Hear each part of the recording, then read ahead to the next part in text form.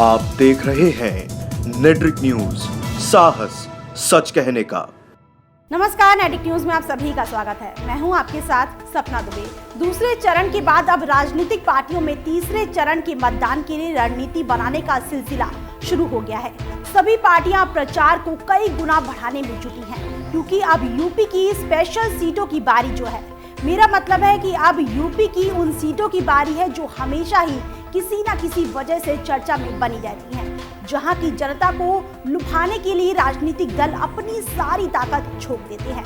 कुछ सीटों को तो किसी पार्टी ने अपना गढ़ ही बना रखा है, जिससे वो लगातार जीतकर विपक्ष को वहां से हार का मुंह देखने पर मजबूर कर देते हैं। और ऐसे में किसी भी पार्टी को उसके गढ़ में हराने के लिए पार्टियां अपनी रणनीति तैयार करती हैं। और इस बार का चुनाव तो वैसे भी काफी दिलचस्प है, क्योंकि इस बार बीजेपी बनाम विपक्ष की ये लड़ाई काफी भयानक रूप ले चुकी है। विपक्ष चाहे अकेले चुनाव मैदान में हो या गठबंधन बनाकर, लेकिन सबका मकसद सिर्फ बीजेपी को इस चुनाव में हराने का है। विपक्ष ने बीजेपी को हराने के लिए सारे हथकंडे आजमाने की तैयारी कर रखी है, क्योंकि पिछले आम चुनाव में बीजेपी ने विपक्ष को कड़ी चुनौती दी थी और विपक्ष को बड़ी हार का मुंह देखने को मिला था। इसलिए अपनी हार को जीत में बदलने के लिए सभी विपक्षी पार्टियां जी जान से मेहनत कर रहे हैं, ताकि वो इस बार मोदी लहर को बाहर का रास्ता दिखा सके। तो वहीं बीजेपी ने भी इस बार विपक्ष को दोबारा हार का मुंह दिखाने के लिए चुनाव मैदान में एक से बढ़कर एक प्रत्याशियों को उतारा है। आपको बता दें कि कांग्रेस ने मध्य प्रदेश की भोपाल सीट से अपने मंचे हुए खिलाड़ी दिग्विजय सिंह को मैदान में उतारा, तो बीजेपी ने दिग्विजय सिंह को टक्कर देने के लिए उसी सीट पर साध्वी प्रज्ञा को मैदान में उतारा है। बीजेपी उम्मीदवार बनने के बाद साध्वी पहली बार मीडिया के सामने आई। इस दौरान साध्वी का एक चौंकाने वाला बयान सामने आया है। साध्वी ने मुंबई हमले में शहीद को लेकर एक विवादित बयान दिया है, जिसके बाद साध्वी विपक्ष के निशाने पर आ गई हैं।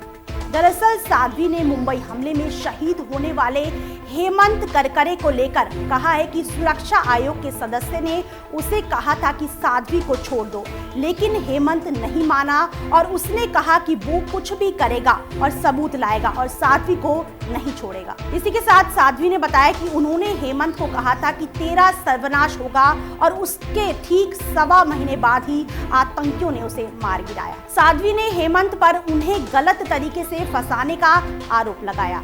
इसी के साथ उन्होंने कहा कि उसे उसके कर्मों की सजा मिली है, वो अपने कर्मों की वजह से मरा है।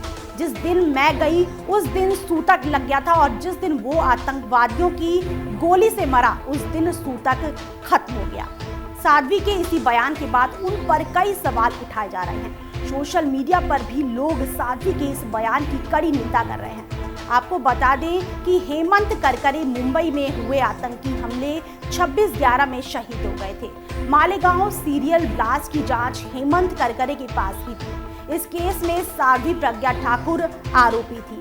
हालांकि इस केस में हेमंत करकरे की चार्जशीट पर कई तरह के सवाल खड़े हुए थे। जब से बीजेपी ने साध्वी प्रज्ञा ठाकुर को भोपाल से उम्मीदवार बनाया है, तब से साध्वी की उम्मीदवारी पर भी सवाल उठने लगे हैं।